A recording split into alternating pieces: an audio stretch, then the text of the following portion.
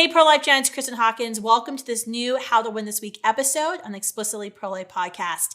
Today, I want to do something a little different. I want to play for you a recent interview I gave on Relevant Radio with host Drew Mariani. I love Relevant Radio. I love to go on the radio anytime and talk about, what I do best, abolishing abortion.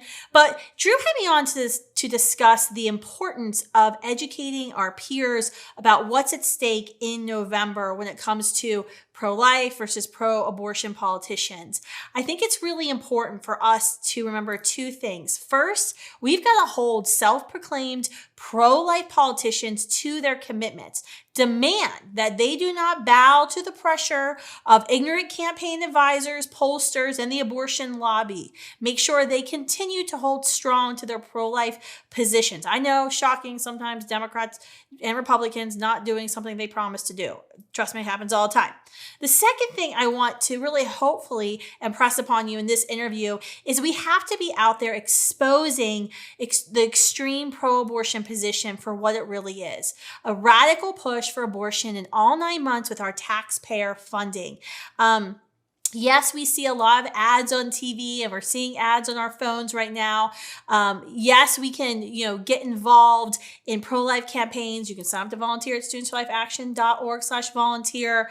But the most powerful thing that I think we can be doing beyond having those conversations, beyond volunteering, beyond donating to PACs and campaigns is really having conversations with our leaders, ensure that they are fearlessly defending life. So take a listen to this interview. I think you're going to be interested to see a video that I made, a satire video I made after one self-proclaimed pro-life politician started to backtrack. Republican candidates across the country have heard from many women voters on the issue of abortion post Roe versus Wade and what abortion has done. And you've probably seen this in your own hometown, your own state. It's upended the midterms with weeks to go before we go into the booth in November. In the Minnesota gubernatorial race, something interesting is happening, and you're probably seeing a lot of flip-flops. This is happening in Minnesota. It's happening in Arizona and a couple of other places. In the gubernatorial race in Minnesota, Dr. Scott Jensen is running against Democratic incumbent Tim Walz. Now, I'm going to play you a before and after of campaign ads. Here is Dr. Jensen on April 24th. And this was video that Dr. Jensen put up on his Facebook page talking about the issues of life. And this is a letter from Tim Walz to many of his supporters. And evidently, Tim Walz and his team has selected me to be the spokesperson for the other side of the story. Here's what he says. He said, Scott Jensen, the emerging GOP frontrunner, has picked a lieutenant governor running mate, former NFL football player Matt Burke. It's easy to see why Jensen picked Burke. Burke supports a ban on abortions in Minnesota. No kidding, Sherlock. You're darn right we do. And we're going to. And we're going to get something done when we're governor. We're going to ban abortions. All right, that's April 24th. That was a video that Dr. Jensen put up on his Facebook page. Here is the current campaign commercial that's running on television in Minnesota. I've delivered 500 babies in my career. Abortion is divisive, and Tim Walz is weaponizing the issue. In Minnesota, it's a protected constitutional right, and no governor can change that. All right, a change in that message there. Same thing's happening in Arizona. And in Arizona, Blake Masters is the Republican candidate for the United States Senate. Now, here's a campaign commercial he ran last December. This was before he ran in the primary. He successfully won the primary. He's now the Senate candidate from Arizona. This was before the primary. There's a genocide happening in America. Under Roe v. Wade, the federal government recognizes a right to kill babies in the womb. And so every year, hundreds of thousands of young lives are destroyed. 30% of black babies are aborted in this country. We're talking 20 million babies since 1973. We got to get back to not killing babies. That starts with overturning Roe. All right, that was last December. Blake Masters wins the primary. Roe gets overturned. All the references to a ban on abortion have disappeared from his official campaign website. And this is what he's saying in the latest campaign commercial. Look, I support a ban on very late term and partial birth abortion. And most Americans agree with that. All right, so let's make sense of some of these flip-flops, given the recent polling that found that the majority of American voters are supporting a heartbeat limit, a pain-capable limit when considering abortion, and only 10% of Americans support the pro-abortion policies that we see in the Democratic Party. Let's try to unravel this and give you some perspective, and also really a call to action as Roman Catholic men and women to hold candidates' feet to the fire and to let them know exactly where we stand on issues of life from the moment of conception until natural death. Kristan Hawkins is the president of Students for Life of America and Students for Life Action, and you can find them online at studentsforlife.org. Kristan, is this a head scratcher for you, these 180s that these candidates are making? Thanks for having me today.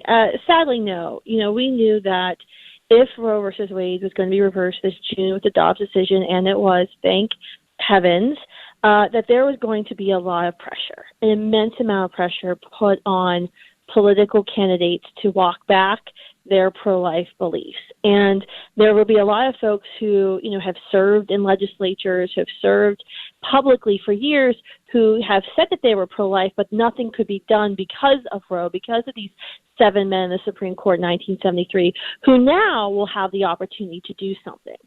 And this is sadly playing out how we thought it would, but it's still so gut-wrenching. I mean, you played just a part of that ad from the Minnesota gubernatorial candidate, Scott Jenkins. You have to put some perspective in that ad. When he's saying this, abortion is divisive, and he actually ends the commercial saying, let's focus on issues that matter. He is holding his granddaughter baby in his hand.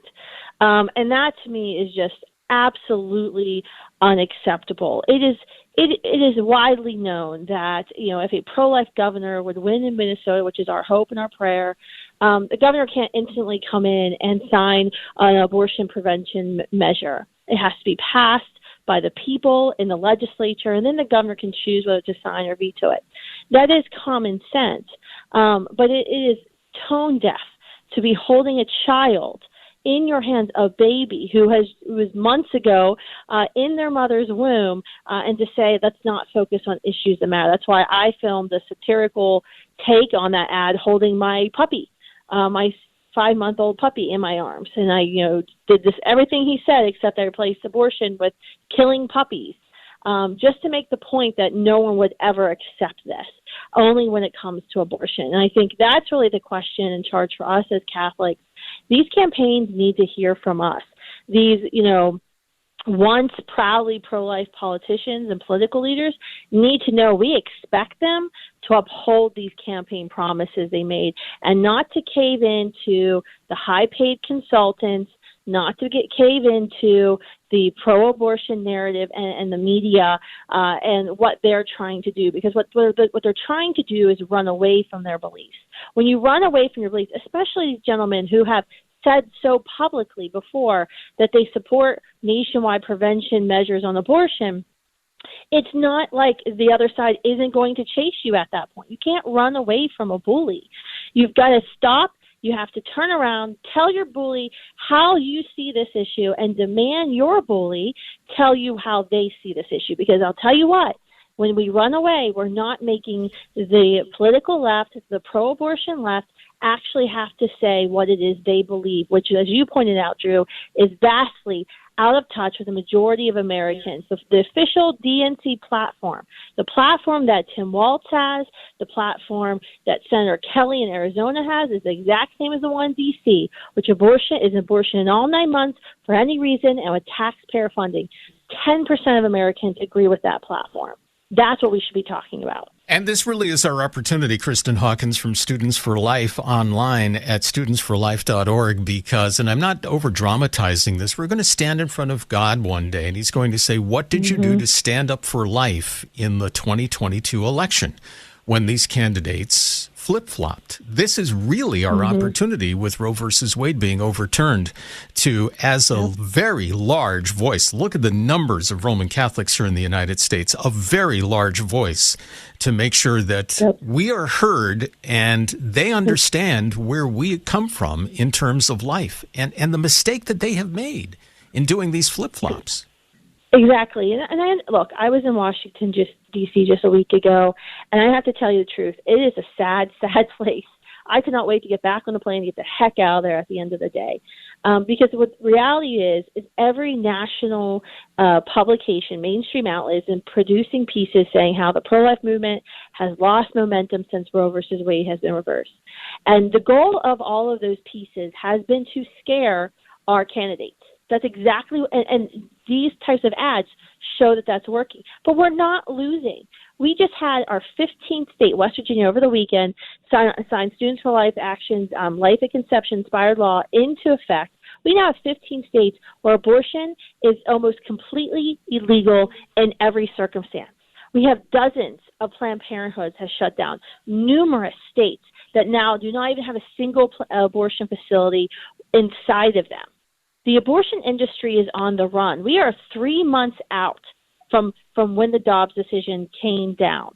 You know, I think we have to have a little bit of perspective on this. You know, in 1863, when President Lincoln issued the Emancipation Proclamation, we didn't wake up and live in America the next day that had a black president.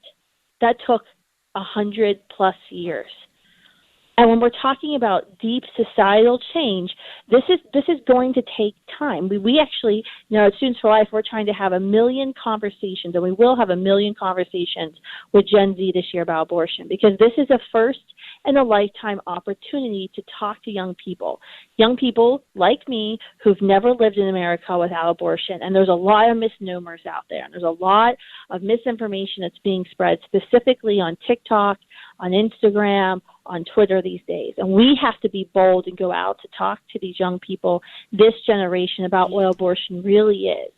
And so we have to do that. But we are making incredible progress to see now 15 states that have completely made abortion illegal, a thing of the past.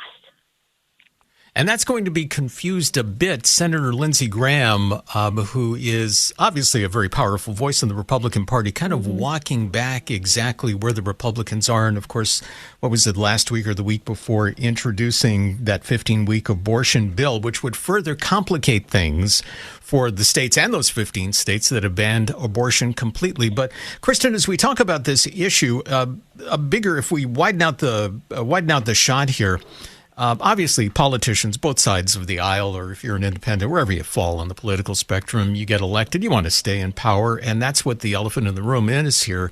It's staying in power.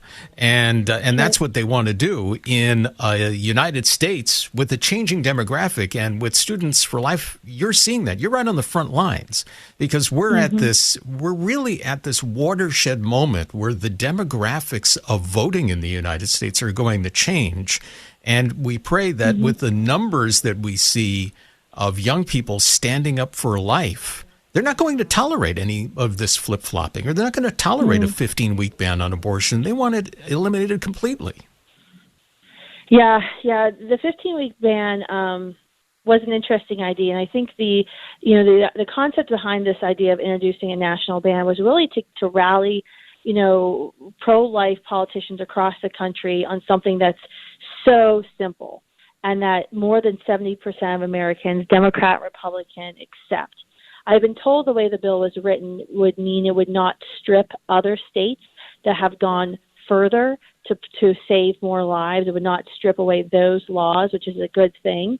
But the idea was to rally Republicans together, because to be quite honest with you, I've been up on the Hill, all of the other pro-life leader ladies, they've been up on the Hill, and it hasn't been good. A lot of these pro-life senators who we've been able to work with for years, give them awards and accolades, have now started saying publicly and privately, I'm not going to talk about this issue. It's back to the states where abortion belongs. And that's not what the Roe reversal did. That is not what Dobbs did. The Dobbs decision allows any state or federal government to now speak, where before no one could speak. Abortion is a federal and a state issue.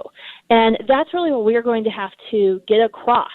And what Catholics across America, when you're talking, you're calling your U.S. Senator's office, you've got to get across that you expect them to stand up for life. Yes, states may now pass laws to protect women and children from the predatory abortion industry. But guess what? Abortion is still also a federal issue.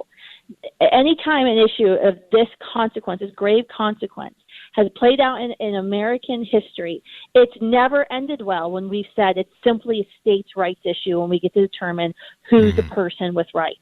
It always has to become a federal issue. And even if you're looking at, I was talking with one of the senator's staffs last week, even if you look at the federal code right now, the federal government's still in abortion. We're still funding abortion. We're still funding experiments over at HHS and NIH and giving money to universities like the University of Pittsburgh who are literally dissecting children who've been aborted who still have beating hearts, dissecting them for parts for research, and they're still getting federal grant money from us. Planned Parenthood just released their annual report. That was a year and a half overdue. They have over $600 million they received from taxpayers in the last reportable year. They've increased their share of abortions from 30% to over 40%. Their STD screenings, all of their other quote-unquote good services have all declined. They're one of our largest federal grantees. Absolutely, abortion is a federal issue.